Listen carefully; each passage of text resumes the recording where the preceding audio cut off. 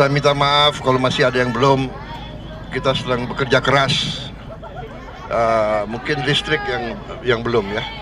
Ibu-ibu, anak-anakku sekalian, terima kasih saya hari ini diterima dengan baik. Saya datang sesuai janji saya waktu itu. Tamiang masih terputus ya. Terputus. Kapan sudah tembus? Berapa hari yang lalu? Seminggu lalu ya. Ya. Saya janji mau nengok beliau.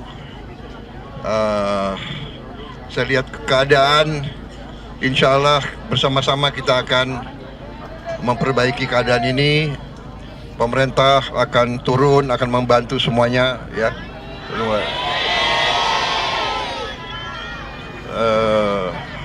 Saya minta maaf kalau masih ada yang belum.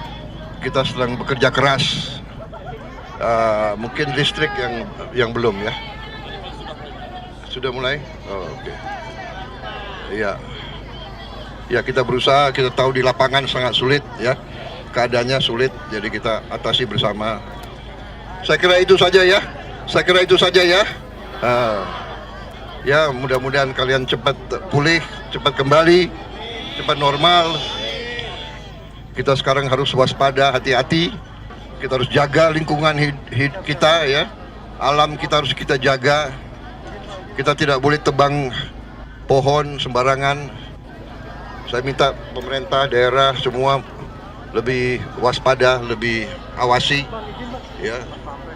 Kita jaga alam kita dengan sebaik-baiknya.